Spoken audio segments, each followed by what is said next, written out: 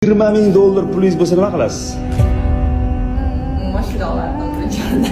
Qanaqa mashina? 20,000 ga trekker beradimi?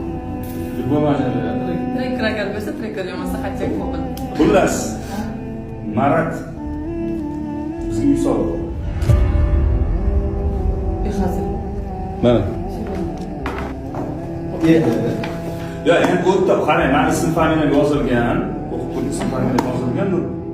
Komandaga deb xullas berilgan uy 1,120,000,000 turadigan uy. 94 kvadrat. Yo'q. Bu komandaga. Keyin 20,000 sizga bormiz. Bo'lamizmi? Buni sotamiz. Voy. Yo shunga xos yo'q qilamizmi? Nimaga? Shunga chaqirdik senga 20,000 pul. Ha, demak 20, to'g'rilikka boradi-ya. Eshitdim. Aniq. To'xtang, endi sizdan ham so'rashim kerak. Men Dovronni ham qo'shdim. Dovronni ham qo'shdim. Ha, 5 jamoani aniq bitta egasida, haligi 5 tani biri. Sotiqsib aniq 20,000 olamiz. O'g'ilda mashinalarga mo'l bo'lgan. Endi aytaymi? Aytasiz. Sotildimi? Xullas, bu jamoani uyi. Aha. Jamoaga berilgan edi. Jamoa uyi, jamoa kelishib bir ovozdan mana shu uyni tayyor chimtirdi.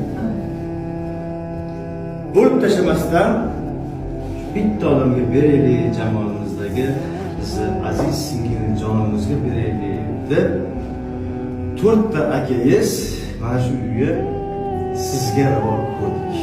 Bu bitta o'zingizga ataladi. Singil. Avvalo Maratga rahmat, Akbar, Baxtli, Davron, man. Uni qilmaylar, uni qilmaylar, uni. Mana qarang. Mana qarang. Nimaga nimani bildirmasdingiz? Kvartirada turishingizni bildirmasdingiz. Shunday imkoniyatlarimiz bor, nima siz kvartirada yashashingiz kerak?